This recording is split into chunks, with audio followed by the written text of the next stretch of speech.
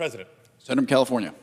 Mr. President, at the beginning of every year, the White House, on behalf of the President of the United States and the Department of Defense, come to Congress with a request. They come to Congress as a co-equal branch of government to ask that we, Congress, authorize and appropriate the funding they need to defend our nation and to protect our national interests on the world stage. And that request traditionally includes a justification and a rationale for the proposed plan.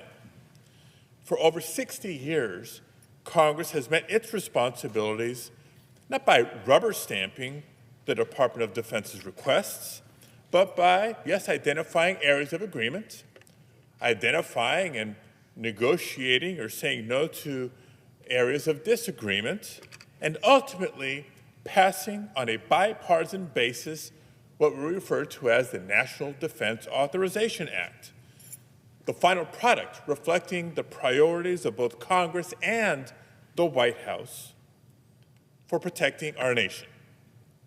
That's how it normally works. But make no mistake, this year is anything but normal. What we've seen just 1 year into this second Trump administration is the destruction of 8 decades of bipartisan foreign policy consensus and the destruction of post-war alliances that have kept Americans safe for generations. And we've seen growing abuses of power meant to enrich Donald Trump and his allies. And as best as I can tell, the Trump doctrine in his second term is a transactional national security and foreign policy, not of values, but to the highest bidder. Under Trump, the United States has pulled away from NATO and grown closer to authoritarian dictators like Xi, Kim, and Putin, who Trump idolizes. He's engaged in repeated hostilities against our closest European democratic allies and cozied up to anyone who will shower him with gifts or praise or both. He's enabling Russia's plan to carve up Ukraine, a catastrophic decision that will only encourage future aggression and pain for innocent civilians. He's even threatened to forcibly annex Greenland from our ally, Denmark. And earlier this month, the Trump administration released its new national security strategy. And some folks may wonder, what is the national security strategy document? It's a blueprint that provides strategic guidance for the administration. It sets priorities and articulates a vision for achieving them. Or at least it should. Trump's strategy rejects leading with democratic values in favor of making short-term transactional alliances. It's a complete abandonment of the idea that democracies should stand together against authoritarian governments. And while it's foolish and short-sighted, it's also not surprising to hear Defense Secretary Hegseth recently declare at the Reagan Defense Forum an end to what he calls, quote, idealistic utopianism, while calling for a renewed focus in the Western Hemisphere. And so, what exactly is a renewed focus in the Western Hemisphere look like for the Trump administration? So far, it's meant bombing alleged drug traffickers in the Caribbean and Pacific on shaky legal grounds. So shaky they won't release the legal opinion that they're using to try to justify it. Now, just this week, we heard the White House Chief of Staff, admit on the record that Donald Trump, quote, wants to keep on blowing boats up until Maduro cries uncle, end quote. Folks, the fact of the matter is, Congress has not declared war, nor has Congress authorized the use of military force in Latin America. Want to have that debate? Let's have that debate. Let's put that up for a vote if you agree, but that has not happened yet. And we know the American people overwhelmingly oppose military campaign there as well. But every week, doesn't matter, Donald Trump keeps testing us to see just how much he can get away with, threatening now a land invasion in Venezuela and even seizing an oil tanker off its coast. Now, if this was solely about stopping drug traffickers, I don't think there'd be disagreement or objection here to a law enforcement-based approach to do exactly that.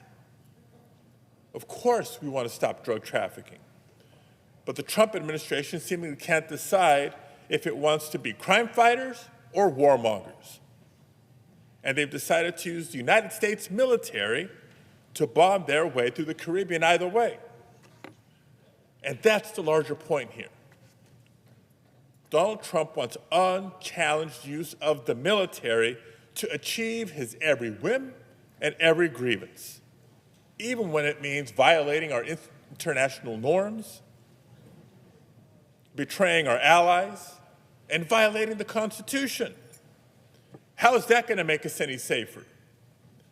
If we can't be trusted in Europe, and if we're manufacturing conflicts in Central or South America, who would want to work with us in the future? And if the United States won't respect international law, why should we expect other countries to do so? But somehow, even more shocking is what's happening domestically. Donald Trump is politicizing our service members, both by word and by deed. He's diverted military resources away from numerous critical missions for his chaotic and violent mass deportation campaign. He's federalized and deployed National Guard troops in American cities against our own citizens in violation of the law.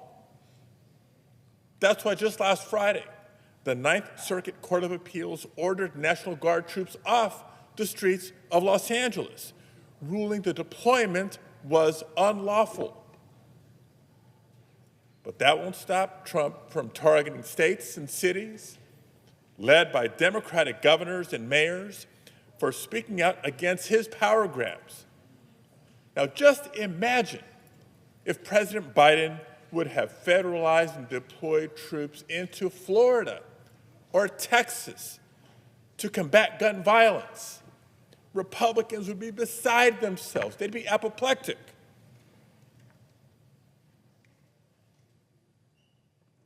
And finally, when 6 of our colleagues published a video reminding service members of their oath to the Constitution of the United States and reminding service members about their obligation to refuse unlawful orders, Trump called that, quote, seditious behavior punishable by death, end quote. And he demanded that the FBI and top defense officials investigate them and intimidate them. This president is trying to corrupt the military for his own personal gain and to silence all opposition. He's pushing the legal limits of his authority. But through all those unprecedented and dangerous decisions, what's been the response from the Republican majority in Congress, both the House and the Senate? Sir, yes, sir. Maybe not quite, but their silence has equaled acquiescence.